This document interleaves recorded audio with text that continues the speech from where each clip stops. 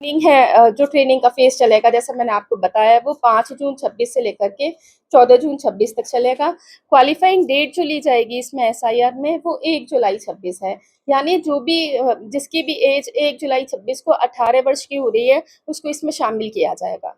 जिसकी भी डीओबी के अनुसार एज 1 जुलाई 26 को हो रही है, उन सबको इसमें शामिल किया जाएगा। इसके अलावा हाउस टू हाउस विज़िट जो मैंने आपको बताया कि घर-घर जाएँगे, वो 15 जून 26 से लेकर के 14 जुलाई 26 तक सभी बीएलओ हर घर में जाएँगे। और इसके बाद पोलिंग स्टेशंस कहीं पर पॉपुलेशन के हिसाब से अगर पोलिंग स्टेशन बढ़ाने की आवश्यकता है, तो ये सारी जो प्रोसेस होगी वो 14 जुलाई 26 तक हम पूरी करेंगे। एक ड्राफ्ट बनेगा ये सब प्रोसेस करने के बाद एसआईआर के बाद जो नए वोटर ऐड करने हैं या जो डिलीट करने हैं, इलेक्टोरल रोल का यानी कि मतदाता सूची का एक ड्राफ्ट बनाया जाएगा। वो ड्राफ्ट बन के 21 जुलाई 26 को उसे पब्लिश करवा दिया जाएगा। उस ड्राफ्ट में अगर किसी को लगता है कि उनका नाम छूट गया है या किसी का कोई आपत्ति दर्ज करनी है किसी को, तो वो 21 जुलाई 26 से लेकर के 20 अगस्त 26 तक अपना आपत्ति या दावा दर्ज करवा सकता है। इसके अलावा जो हमारे पास जो भी क्लेम्स और ऑब्जेक्शंस आएँगे, जो आपत्तियाँ आएँगी, उनके निस्तारण के लिए हमें 21 जुलाई 26 से लेकर के 18 सितंबर तक का टाइम मिलेगा। उसमें हम इन सभी दावे को और आपत्तियों का निस्तारण करेंगे। इसके बाद जो फाइनल मतदाता सूची बनेगी, वो 22 सितंबर 26 को बनेगी। एक बात मैं और आपको बता दूँ कि किसी का भी वोट काटा नहीं जाएगा गलत तरीके से। वोट काटने से पहले उन्हें पूरा मौका दिया जाएगा, सुनवाई का मौका दिया जाएगा, अपॉर्च्युनिटी ऑफ हियरिंग सबको मिलेगी। फिर भी अगर किसी को कोई शिकायत होती है, तो वो डिस्ट्रिक्ट इलेक्शन ऑफिसर यानी कि डिप्टी कमिश्नर हमें कंप्लेंट कर सकते हैं। अपना रिप्रेजेंटेशन वो जो उनके इलेक्टोरल रजिस्ट्रेशन ऑफिसर हैं, यानी कि एसडीएम्स हैं, उनको दे सकते हैं रिप्रेजेंटेशन। वो उसके अलावा अपनी आपत्ति हमारे जो मुख्य चुनाव आयुक्त हैं, हमारे हरियाणा के, वहाँ पर भी दे सकते हैं, चीफ इलेक्टोरल ऑफिसर। तो सबको प्रॉपर अपॉर्च्युनिटी ऑफ हियरिंग दी जाएगी। सभी पॉलिटिकल पार्टीज़ के साथ 25 मई 2026 को मीटिंग हो चुकी है जिला स्तर पर और सब डिवीज़न लेवल पर भी सभी एसडीएम्स ने पॉलिटिकल पार्टीज़ के साथ मीटिंग कर ली है। पॉलिटिकल पार्टीज़ के जो बूथ लेवल एजेंट्स होते हैं, उनको भी बूथ लेवल पे अपॉइंट किया गया है। हमारे जो बीएलओज़ होंगे, वो भी बूथ लेवल एजेंट्स के साथ समय-समय पर मीटिंग करते रहेंगे, ताकि किसी की कोई आपत्ति है, किसी को कोई समस्या है तो वो भी उनके साथ साझा कर सकते हैं और उसका भी निस्तारण किया जाएगा। इसके अलावा आपको अगर कोई प्रश्न पूछने हैं, कोई डुप्लीकेशन की कि उसमें एक वोटर का 2 जगह नाम आ गया है, 2 शहरों में नाम आ गया है या कोई डेड वोटर है, उनको अभी तक लिस्ट से डिलीट नहीं किया है या कोई नया वोटर है जिसको हमने ऐड नहीं किया है, ऐसा कोई भी चूक, कोई गलती उसमें रह ना जाए। तो इस उद्देश्य के साथ ये एक्सरसाइज़ की जा रही है। 5 तारीख से लेकर के यानी 5 जून से लेकर के और 14 जून 2026 तक हम ट्रेनिंग देंगे अपने सभी बीएलओज़ को, बूथ लेवल ऑफिसर्स और हमारे जितने भी सुपरवाइज़र्स हैं उनको ट्रेनिंग दी जाएगी। और ये 15 जून 26 से लेकर के 14 जुलाई 26 तक हमारी एसआईआर की प्रोसेस रहेगी जिसमें कि बीएलओ घर-घर जाके मतदाता के जो प्रेज़ेंस है उसको वेरीफ़ाई करेंगे। उनको एक इन्यूमरेशन फॉर्म देंगे जो कि एक प्री प्रिंटेड फॉर्म होता है, जिसमें पहले से ही क्या सूचना माँगी जा रही है वो छपी हुई है, लोगों को वो फॉर्म भरना होगा।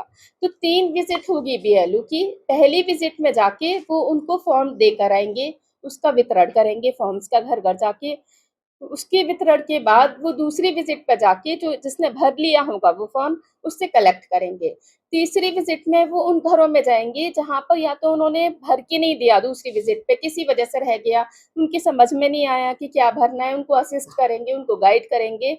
और तीसरी विज़िट में वो उन घरों को भी कवर करेंगे जिसमें पहली 2 विज़िट में कोई नहीं मिला, बंद मिले वो घर या उनका एड्रेस वो ट्रैक नहीं कर पाए, वहाँ पहुँच नहीं पाए किसी वजह से, तो वहाँ पर वो तीसरी विज़िट में भी जाएँगी। 3 विज़िट इसलिए रखी गई हैं ताकि हम हर वोटर तक, हर घर तक पहुँच पाएँ और कोई भी वोटर रह ना जाए। यही इलेक्शन कमीशन का भी एक उद्देश्य रहता है कि कोई भी पात्र मतदाता छूटे ना वोटर लिस्ट में आने से और कोई भी अपात्र व्यक्ति जो है वो मतदाता सूची में आ ना जाए। ठीक है? तो कुछ डॉक्यूमेंट्स की लिस्ट दी गई है, वो मैं एक सांकेतिक सूची है डॉक्यूमेंट्स की जो वो आपसे माँगेंगे, जिससे आप अपने मतदाता होने का प्रमाण दे सकते हैं वहाँ पर। तो वो सूची हम आपके माध्यम से सब तक सर्कुलेट करवा देंगे। आपकी भी इन्फॉर्मेशन के लिए हम आपको शेयर करेंगे वो सूची। और आपके माध्यम से हम ये चाहते हैं कि जो भी गलत इन्फॉर्मेशन अगर लोगों में चल रही है, तो आप उसका मतलब उसको हटाने के लिए आप सही इन्फॉर्मेशन लोगों तक पहुँचाएँ और एक अपनी ज़िम्मेदारी समझते हुए एसआईआर की जो प्रोसेस है, उसे पूरा करवाने में अपना योगदान दें। कुछ इम्पोर्टेंट डेट्स हैं जो मैं आपको बता देती हूँ। जो बाहर काम करते प्रवासी मजदूर है, प्रवासी मजदूरों के संदर्भ में। सॉरी मैं आपका क्वेश्चन समझी नहीं। माइग्रेंट्स के लिए बोल रहे हैं, जो दूसरे राज्यों से आए हुए माइग्रेंट्स में तो दूसरे राज्यों से बाहर से जो आए हैं या जो यहाँ से बाहर जा रहे हैं, नहीं, यहाँ पास गए मैं जो बाहर से आए हैं यहाँ के नहीं, जो यहाँ के रेजिडेंट नहीं है, हो सकता है उनका आधार कार्ड वहीं का बना हुआ हो, इसीलिए सारे दस्तावेज देखे जाएंगे कि वो यहाँ के रहने वाले हैं या नहीं है। फिर उनका एपिक कार्ड जो है, जो उनका वोटर कार्ड है, वो कहाँ का बना हुआ है, पहले इस चीज को चेक किया जाएगा। नहीं, हम ये कह रहे हैं कि दिल्ली में बहुत सारी ऐसी बस्तियां बस गई हैं बहुत लंबे टाइम से और वो दूसरे स्टेट से आए हुए हैं और बट वो अब जैसे टेम्परेरी उन्होंने अपना बना के वहीं वहीं रहते हो तिरपाल लगा के उसी के अंदर रहते हैं। ऐसे काफी एरियाज हैं जिनके अंदर कई बड़ी संख्या में लोग आए हुए हैं। देखिए, जो आप बता रहे हैं, जो माइग्रेशन होता है वो दो तरीके का होता है, एक होता है टेम्पररी, एक होता है परमानेंट। मेरा भी जो माइग्रेशन है वो यूपी से हरियाणा का वो टेम्पररी माइग्रेशन है, ठीक है, कि मैं अपने काम के सिलसिले में यहाँ रहती हूँ, लेकिन मेरा जो रेजिडेंस है, परमानेंट रेजिडेंस, वो यूपी में है, मेरा वोट भी यूपी में है। ऐसे ही case to case basis examine किया जाएगा कि क्या वो वोट डालने के लिए वहां जाते हैं, क्या उनका वोटर कार्ड वहां बना हुआ है जहां से वो आए हैं, या वो यहीं पर बस चुके हैं, सेटल कर चुके हैं।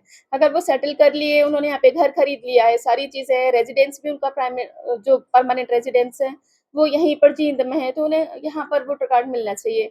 और अगर वो वहां जाते हैं तो फिर उनके यहाँ पर वोटर कार्ड नहीं बनाया जाएगा। लेकिन ये केस टू केस होगा ये एग्जामिनेशन। कुछ लोग पहले रेगुलर वोटिंग कर रहे हैं, परिवार में 5 मेंबर फॉर एग्जांपल, उसमें से एक मेंबर का वोट कर चुका है, बट अभी उनको काफी लंबी प्रैक्टिस उस चीज के लिए करनी पड़ रही है, खुद को दोबारा वोटिंग लिस्ट में ऐड करवाने के लिए। बिल्कुल बिल्कुल। तो उसके लिए जब रेगुलर वोटिंग वो कर रहे हैं तो समस्या किस वजह से उनके नाम डिडक्ट हुए हैं? बहुत केस ऐसे हैं मैडम। देखिए, अगर किसी का नाम दर्ज नहीं हुआ है, ये हो सकता है कि किसी के पास प्रॉपर डॉक्यूमेंटेशन नहीं था, किसी का डीओबी का डॉक्यूमेंट नहीं रहा हो, वो तो भई केस टू केस बेसिस पर ही बता सकते हैं कि किस वजह से उनका नाम दर्ज नहीं हुआ। लेकिन ये मैं आपको आश्वासन देना चाहती हूँ कि हमारी पूरी इलेक्शन मशीनरी जो है, वो ये 100% प्रयास करेगी कि कोई भी पात्र मतदाता जिसका नाम दर्ज होना चाहिए, वो ना छूटे। इसीलिए हम एसआईआर की प्रोसेस पूरी करवा रहे हैं। बट किसी की मिस्टेक के लिए कोई हर्जाना जैसे बाकी स्टेट्स में हुआ है एसआईआर, तो हरियाणा में हो रहा है, उसको लेकर काफी मिथ है उन्होंने बीच में कि कुछ गलत एडिशन को लेकर नहीं, देखिए, कुछ भी गलत होने की गुंजाइश नहीं है, इसीलिए हमने आप लोगों को भी इन्वॉल्व किया है ताकि ये पूरी सिस्टम ट्रांसपेरेंट रहे, आप लोग सभी स्टेक होल्डर्स का इन्वॉल्वमेंट इसमें रहे। बूथ लेवल एजेंट्स भी इसीलिए लगाए गए हैं ताकि किसी भी पॉलिटिकल पार्टी को किसी तरीके की कोई शिकायत ना रहे। उनके बूथ लेवल एजेंट्स अपने बीएलओ के साथ संपर्क करके अगर उन्हें कोई भी समस्या लगती है, किसी भी तरीके की उन्हें लगता है कि कुछ गलत हो रहा है, तो वो अपनी आपत्ति वहाँ पे दर्ज करवा सकते हैं। फिर हम भी हैं, हमारे पास अपनी आपत्ति दर्ज करवा सकते हैं और हमारे चीफ इलेक्टोरल ऑफिसर हरियाणा के, उनके पास अपनी आपत्ति दर्ज करवा सकते हैं। ये पूरी तरीके से ट्रांसपेरेंट प्रोसेस है। अभी पिछले दिनों कुछ बात आई, क्लेम सामने आया था कि उन्होंने कहा कि हमने मिलान किया था, जिन लेवल की बात करें कि हमने जिन जिले में मिलान किया था, उसमें कहीं ना कहीं 5 और या 7,000 के बीच डिफरेंस लगा, हमारे को लगा कि फर्जी वोट है, तो कैसे? देखिए, पीछे अगर इस तरीके की बात आई है तो मुझे लगता है कि एसआईआर की जो प्रोसेस रहेगी, उसके बाद जो हमारी मतदाता सूची का करेक्शन होगा, उससे ये समस्या भी रिजॉल्व हो जाएगी। मैम, क्या जो बूथ लेवल की जो लोकल लोग होते हैं, क्या उनको भी शामिल किया जाएगा इसके अंदर? सॉरी, दोबारा बताइए प्लीज। जो बूथ लेवल के जो बूथ पर स्तर के व्यक्ति होते हैं, मतदाता होते हैं, क्या उसमें इस एसआईआर के समय क्या उनको भी शामिल किया जाएगा, ये देखने के लिए परिवार की इसमें कितने वोटर रहते हैं बताने के लिए? बूथ लेवल ऑफिसर को हाँ जी, बीएलए इन्वॉल्वमेंट। हाँ, बिल्कुल बिल्कुल बिल्कुल शामिल किया जाएगा, बिल्कुल शामिल किया जाएगा। और आपको ये और बता दूं कि एक टोल फ्री हेल्पलाइन भी है हमारी 1950, तो उसमें भी आप कॉल करके या कोई भी आम आदमी कॉल करके इस एसआईआर की प्रोसेस से संबंधित जानकारी ले सकता है। मैम बीएलओ का कहना है मैंने इसको फेस किया। नए वोट बनेंगे उनके लिए जरूरी है या जो पुराने वोट हैं उनको देखना होगा। पुराने वोटर्स को भी दिखाना होगा, नए वोटर्स को भी दिखाना होगा, ये इसीलिए की जा रही है प्रोसेस। मैडम कुछ वोटर्स का नाम आप जो बता रहे हैं कि एट प्रेजेंट आज तक जिले के अंदर कितने वोट हैं पर विधानसभा बताएंगे, पर विधानसभा में कितने वोट हैं बूथ लेवल पे, ताकि सबको कंफर्म हो जाए। देखिए हमारे यहाँ जो अभी वोट बने हुए हैं इलेक्टर्स, जुलाना विधानसभा में 1,87,782 हैं, सफीदों में 1,99,248 हैं, जींद की विधानसभा में 2,07,494 हैं, उचाना में 2,21,711 वोट्स हैं, नरवाना में 2,27,533 वोट्स हैं, यानी कि टोटल 10,43,768 वोट्स हैं। टोटल बूथ कितने मैम ओवरऑल जिले के अंदर? टोटल बूथ जिले के अंदर टोटल बूथ 1036 बूथ्स हैं और इतने ही बीएलओज हैं। इनकी जुलाना के अलग अलग मैं आपको बता देती हूँ। टोटल जुलाना में 200 हैं, सफीदों में 196 हैं, जींद में 192 हैं, उचाना में 223 हैं, नरवाना में 225 हैं। मैम एडिशन और डिलीशन को और बहनों को नमस्कार। अच्छा लगा देख के कि महिला पत्रकार भी आज की प्रेस कॉन्फ्रेंस में मौजूद है। ये जो प्रेस कॉन्फ्रेंस बुलाई गई है ये इसलिए बुलाई है कि एसआईआर की प्रोसेस जो है स्पेशल इंटेंसिव रिवीजन की, ये हमारे हरियाणा में अब 15 तारीख से शुरू हो रही है। तो इसका पहले मैं आपको उद्देश्य बता देती हूँ कि क्यों की जा रही है। इसको लेकर काफ़ी मिथ्स हैं, काफ़ी लोगों के बीच में false information, false narratives circulate कर रहे हैं सोशल मीडिया पर भी। देखिए एसआईआर की प्रोसेस जो है एक कॉन्स्टिट्यूशनल प्रोसेस है जो हमारा इलेक्शन कमीशन समय समय पर करवाता है, पहले भी हुई है, ऐसा नहीं है कि पहली बार हो रही है। तो ये जो प्रोसेस है ये बेसिकली क्योंकि 2002 या 2005 में ये प्रोसेस हुई थी, अब उसके बाद इतने साल हो गए हैं, बीच में बहुत सारे इलेक्टर्स जो है उनकी डेथ हो गई, कुछ लोग शिफ्ट हो गए, कुछ एम्प्लॉयमेंट की वजह से एक शहर से दूसरे शहर में जाके बस गए। तो दोबारा से जो हमारी मतदाता सूची है उसको 100% हम प्योर करवाने के लिए, उसके शुद्धिकरण करवाने के लिए ये सारी प्रोसेस चल रही है, ताकि जो हमारी मतदाता सूची हो वो एकदम सटीक हो और अपडेटेड हो। अभी एक लिंक आपको शेयर करेंगे कि आप 2002 की सूची में अपना नाम देख सकते हैं, उस पे जाके कि आपका नाम था या नहीं था।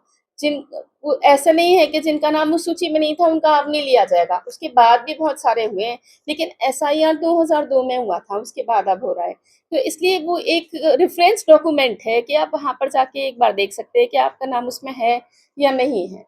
उसमें नहीं है तो आप अपना जो भी नए इलेक्टर्स, आपका किसी भी मतदाता सूची में अभी तक नाम नहीं है तो आप फॉर्म 6 की जो प्रोसेस होती है नए इलेक्टर्स ऐड करने की, आप फॉर्म 6 भर के अपने यारों के पास जमा करवा सकते हैं और आपका नया वोटर कार्ड बन जाएगा। लेकिन एसआईआर की प्रोसेस को आपको ये नहीं समझना है कि वो मौके पे जाके आपका वोटर कार्ड बनाएंगे, वो नहीं बनाएंगे वोटर कार्ड, वो सिर्फ वेरिफिकेशन कर रहे हैं। अभी वो अपनी इनुमरेशन फॉर्म में जो आपकी जानकारी है वो उसको इकट्ठा कर रहे हैं, लेकिन अगर आपको नया वोटर कार्ड किसी को बनवाना है या वोटर कार्ड नहीं है उनके पास, तो जो फॉर्म 6 वाली प्रोसेस चलती है वही चलेगा। मैम जैसे आपके स्पीकिंग अगेन बच्चन न्यूज़ 24 बार से राधेश्याम वर्मा संपादक। नमस्कार मैम, मैं ज्योति धरवाल, खबर महिला संचार।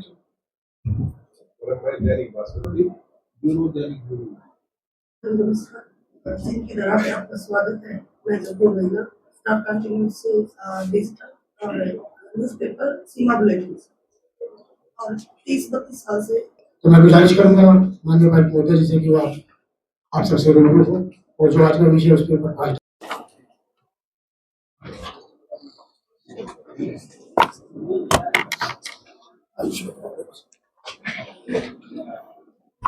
आप सभी का स्वागत है। हमारे बीच माननीय उपायुक्त महोदय चलना है, उसको लेकर के आपसे रूबरू होगी और एक साथ में आपसे परिचय भी हो जाएगा। तो मैं गुजारिश करूंगा परिचय हो जाए आपसे इनका, उसके बाद हम 30 साल से